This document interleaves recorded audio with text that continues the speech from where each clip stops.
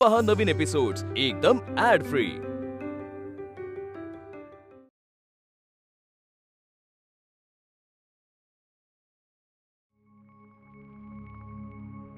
Mister Terry हाजिर हो।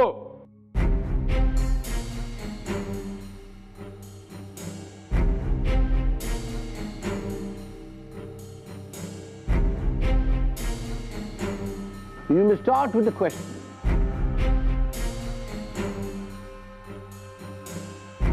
My lord.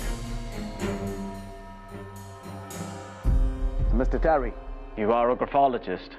Can you please tell the court that these letters which are written are to be written by Mr. Bervey and Bervey only?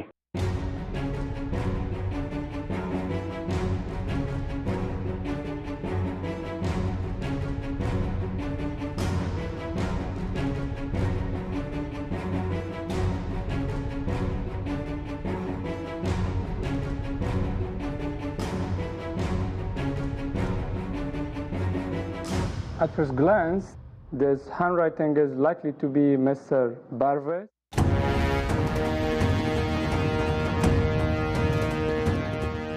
But there is possibility of it being traced too. So, I'm not sure about the authenticity of these letters. I can neither confirm nor deny it.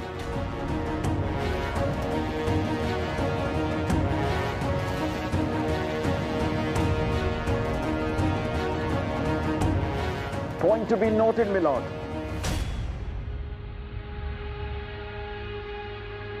Thank you.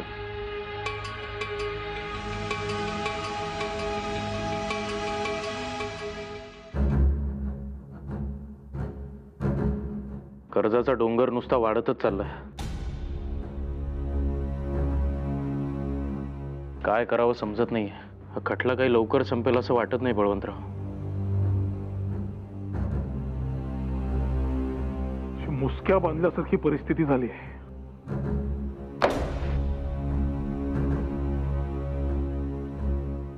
पण केसरीचा खप 4000 गेलाय ही आनंदाचीच बाब आहे नाही का? आपटे, तुम्हाला काही बोलायचं नाही आज? आगरकर, असो, आपण शास्त्री बुवांकडे जाऊया चला। त्यांच्याकडे जाऊन काहीतरी विचार विनिमय तरी करता येईल। त्या फोटो प्रकरणानंतर ते कार्यालयात आलेलेच नाहीत। ते आता असते तर किती आधार वाटला असता। पण मला खात्री आहे त्यांच्या या अशा परिस्थितीत सुद्धा ते काहीतरी मार्ग निश्चित काढतील। चला चला आगरकर। गुरुजी, काशीनाथ, काय रे, रडतोयस का? शास्त्री बुवा, शास्त्री बुवांचे काय? अरे काही तब्येत कमी जास्त झाली आहे का? बोल ना घडा घडा। गुरुजी तुम्हाला तातडीने शास्त्री बुवांच्या घरी बोलवलंय। शास्त्री बुवांना देवाज्ञा झाली। काय?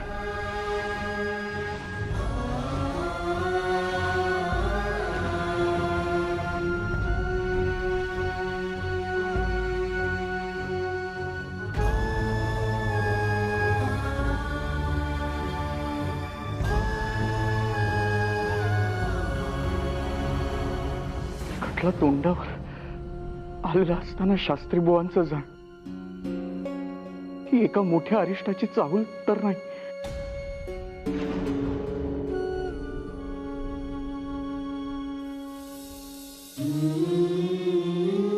आपली शाळा, नवीन शाळा, इंग्रजी शाळा, न्यू इंग्लिश स्कूल ठरलं तर मग न्यू इंग्लिश स्कूल करायचं सुरू।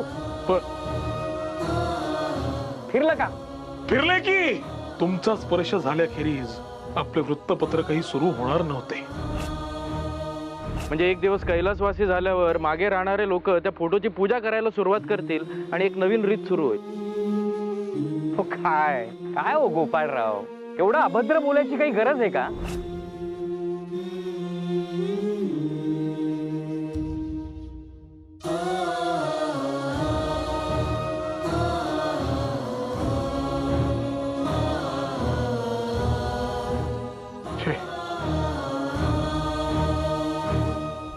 36 काही जाण्याचं वयच नव्हे. परमेश्वरा, का रे असा निष्ठुर झालास? काल परवापर्यंत असे समोर बसलेले शास्त्री बुवा आता आजपासून आपल्यात नसणार. त्यावर विश्वास ठेवणंही जड जात आहे. आपण हे असे चारी बाजूनी अडकलोय. शास्त्री बुवा आता आपल्या पाठीशी नसणार आहेत बळवंतराव.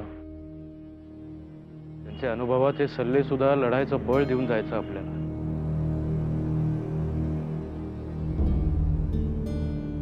एक कधीही न भरणारी पोकळी निर्माण करून गेलेत शास्त्री बुवा. शिवाय शास्त्री बुवांनी विषप्राशन केलं अशी अफवा पसरली आणि त्या गोऱ्या सर्जननं शवविच्छेदन केल्याखेरीज अंत्यसंस्कार करता यायचे नाही अशी वावडी उठल्यामुळे काहीही भाषणे न करता अंत्यसंस्कार उरकावे लागले. आणि तसंही भाषण केलेलं फारसं काही त्यांना पटत नसेल. तरीही शोकसभा घ्यावी लागेलच. आगरकर, नाही तर शास्त्री बुवांची महती लोकांपर्यंत पोहोचणार कशी? शिवाय या अफवांचं निरसनही करणं भागच आहे. किती अनुभवांची आणि आठवणींची शिदोरी बांधली आपण त्यांच्यासोबत बळवंतराव. मला आठवतं प्रार्थना समाजा बाबतीत त्यांचा एक लेख होता जो फारसा काही मला पटला नव्हता. म्हणून संपादक या नात्याने मी त्यात काही बदल केले होते. तेव्हा ती गोष्ट फारशी मनाला लावून न घेता 4-4 काम करायचं म्हटल्यावर अशा गोष्टी होणार असं म्हणून त्यांनी सोडून दिलं होतं. फार आदर वाटला होता मला त्यांचा. शास्त्री बुवा म्हणजे धैर्याचं मूर्तिमंत उदाहरण. एकदा एकाने त्यांना प्रश्न विचारला, काय हो तुम्हाला भीती वाटत नाही? निबंधमालेतले लेख तुम्ही इतके तिखट आणि परखड लिहिता. त्यावर त्यांनी क्षणाचाही विलंब न करता उत्तर दिले, एक पाय आधीच तुरुंगात ठेवून मग देशोन्नतीसाठी आम्ही लेखणी हाती घेतली. भीतीचा प्रश्नच उद्भवत नाही. खरोखर त्यांच्या या वृत्तीमुळे किती आधार वाटायचा त्यांचा. कुठल्याही संकटाला सामोरं जायचं धैर्य मिळायचं त्यांच्यामुळे. आधार वडासारखे होते शास्त्री बुवा. आणि आता तो आधार हरपला.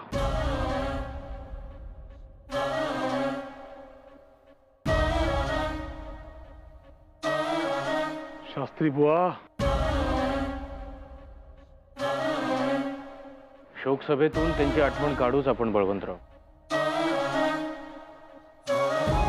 पण सामान्य लोकांमध्ये त्यांच्या कर्तृत्वाची ओळख व्हावी म्हणून केसरीतून अग्रलेख लिहून त्यांना आदरांजली व्हावी.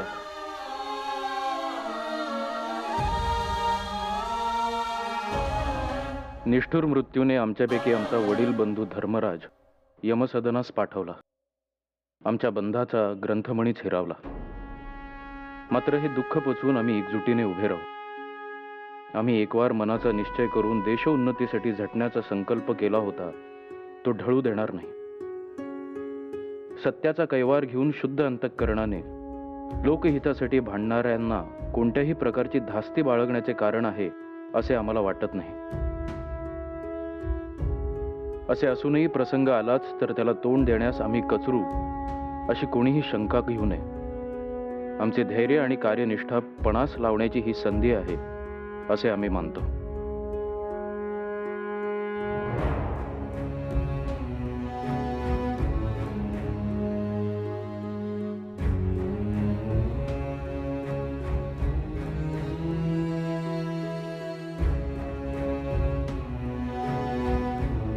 चला, उद्या मुंबईत जाणे आहे. कोर्टात प्रीतीराव चव्हाणांची साक्ष आहे. आता जे काही होईल त्याला शास्त्री बुवांच्या केवळ आठवणी काढून तोंड देणे, दुसरे काय. दुखवट्याच्या सभेत हरिनारायण आपटेंनी केलेलं काव्य आठवतं ना? शिष्य जनविलाप. जो जो कृत्य समूह या पुरी मध्ये धैर्य तुवा स्थापिला, तो तो चालविण्यास जन्म खर्चू सारा आम्ही आपुला.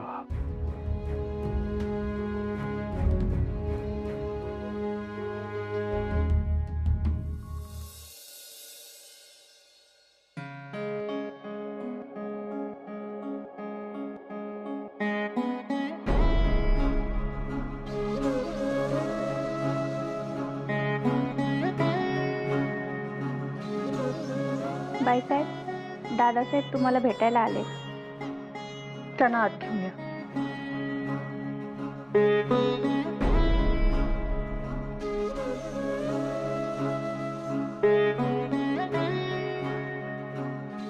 अक्कासाहेब,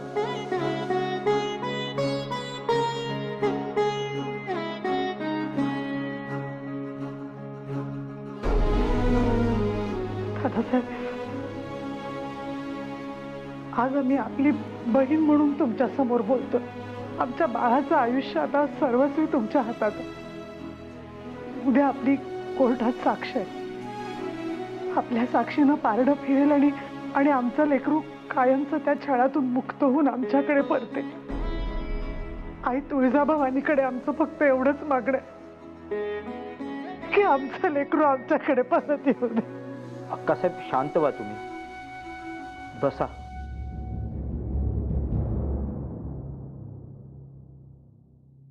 छत्रपतींचा महालात जो छळ होतोय तो काही आमच्यापासून लपून राहिला नाहीये. आमच्याही कानावर येऊ लागले आहेत काही गोष्टी. आमचे राजकारणामुळे हात बांधले गेले आहेत, पण आता पाणी डोक्यावर जाऊ लागलंय.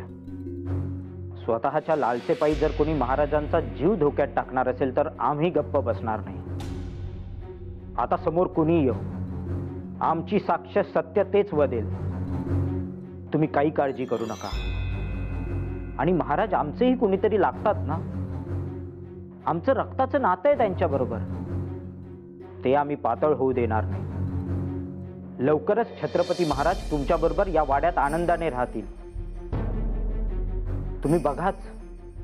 असंच घडू दे, अगदी असंच घडू दे दादासाहेब. आपल्या तोंडून साक्षात तुळजाभवानी मधली असंच म्हणेन मी. आई लक्ष असू दे.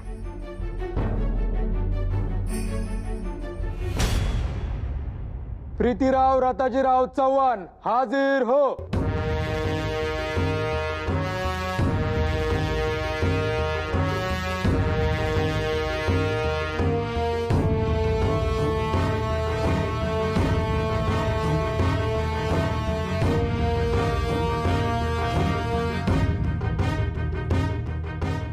आपण छत्रपती महाराजांचे मामा ना? हो, म्हणजे त्यांच्या जन्मदात्या मातोश्री राधाबाई साहेब यांचे बंधू. मग जेव्हा जेव्हा आपल्याला महाराजांना भेटायचं असेल तेव्हा महाराजांना भेटण्यासाठी आपल्याला परवानगी घ्यावी लागते, बरोबर? हो. दिवाण बर्वे यांच्या परवानगी खेरीज मीच काय पण कुणीही महाराजांना भेटू शकत नाही. मग आपण मामा असल्यामुळे आपल्याला लगेचच परवानगी मिळत असेल? नाही. मलाच काय पण कुणालाच लगेचच परवानगी मिळत नाही. 5 ते 52 दिवसांचा काळ आजपर्यंत वेळोवेळी परवानगीसाठी घेतला गेलाय. माय लॉर्ड, महाराजांना त्यांच्या आप्तेष्टांना भेटण्यासाठी दीर्घकाळ प्रतीक्षा करावी लागते. हा छळाचाच एक प्रकार आहे असं नाही वाटत आपल्याला? Objection, my lord. It is not a torture. Due to Maharaja's ill health, we have to undergo some formality. Objection sustained. ठीक आहे जज साहेब, मी माझं वाक्य बदलतो. मग जर का महाराजांना त्यांच्या आप्तांना भेटायचं असेल आणि फॉर्मॅलिटीजमुळे ते त्यांना तात्काळ भेटता येत नसेल तर संतापाच्या भरात महाराजांच्या हातून जर काही वेडेवाकडे वर्तन घडले तर तो त्यांचा एक प्रकारे मानसिक छळ आहे असं नाही वाटत आपल्याला? किंबहुना मला तर असं वाटतं महाराजांना राग यावा आणि असे वर्तन त्यांनी वारंवार करावे अशी परिस्थिती मुद्दाम निर्माण केली जाते. Objection, my lord. महाराजांना त्यांच्या मातोश्रीला भेटू न देणे, महाराजांना अन्न पाण्या वाचून ठेवणे. Objection, my lord. त्यांना मारझोड करणे, याला काय म्हणायचं माय Lord? Objection, my lord. Objection overruled.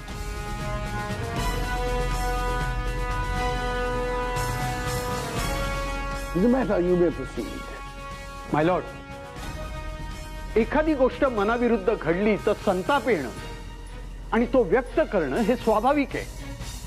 त्यातून जर का एखाद्या व्यक्तीची मानसिक स्थिती थोडीशी नाजूक असेल तर त्याचं ते वागणं टोकाचं असू शकतं. परंतु त्या व्यक्तीच्या मानसिक स्थितीचा गैरफायदा घेऊन त्या व्यक्तीने ती कृती वारंवार करावी अशी परिस्थिती निर्माण करणं हे चुकीचं आहे. Do you want to question the witness anymore? No, my lord. You may proceed.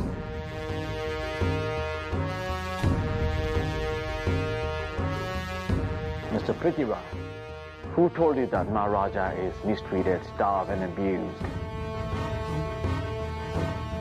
स्वतः महाराजांनीच.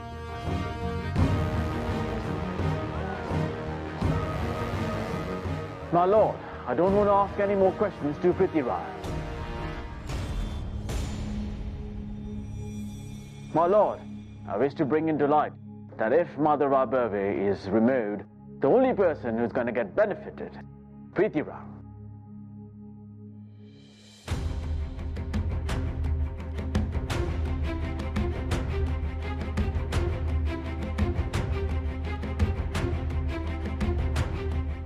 And hence, the witness is considered compromised.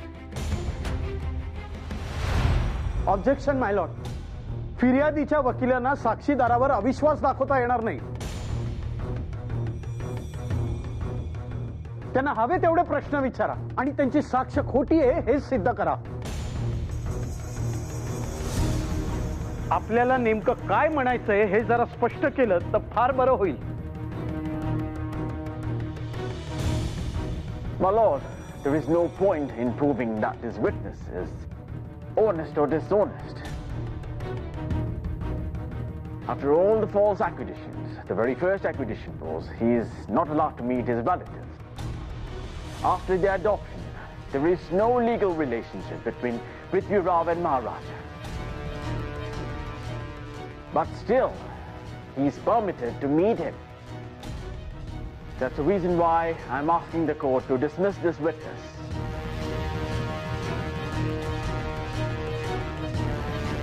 And make the decision in the favor of my client. Would you like to see anything on this? No, my lord.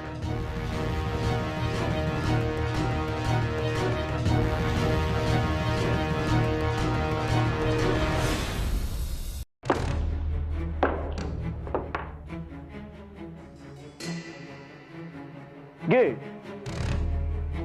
Very good. Both the parties have taken a very good decision of apologizing.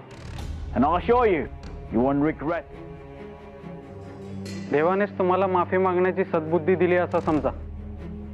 Rao Bahadur Barve यांच्यासमोर तुम्ही टेकू तरी शकणार होतात का? या आता तुम्ही.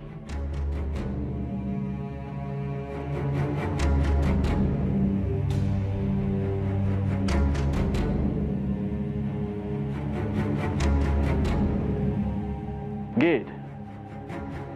They both have apologized. Now the two are remaining. Mr. Agakar and Tilak. Let us see how long they sustain this. Let's leave. बघा, मी म्हणलं नव्हतं ते अरुणोदय आणि महाराष्ट्र मित्रचे संपादक माफी मागणार आहेत म्हणून. तसेच झाले अखेरीस. काय होणार आता या खटल्याचे देव जाणे. आता केसरीकरांचे काय? तेही माफी मागतील?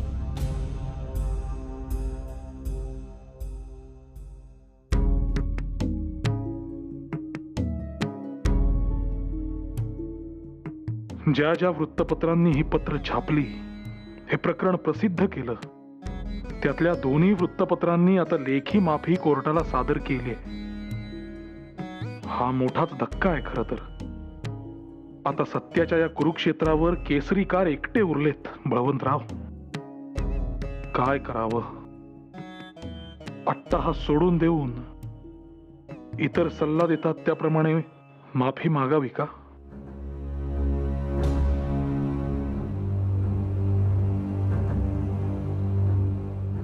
अहो, त्या केसचा निकाल कधी लागणार आहे? नाही म्हणजे महिना होऊन गेला आता खटला सुरू होऊन. म्हणून म्हटलं निकाल लागायचंय कधी. आणि कसं आहे, आम्ही दोघीच बायका असतो ना इथे. तुम्ही सतत मुंबईला जात असता. म्हणून म्हटलं कधी लागायचा आहे निकाल, काही सांगितलं असतं तर.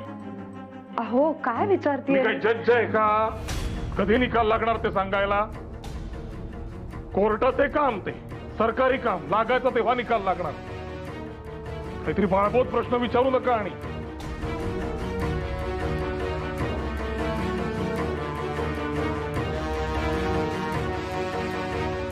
मला इथे बसून सांगता येणार आहे का काय निकाल लागणार आणि कधी लागणार? हे असे उभे राहून रडण्यात काय भामे?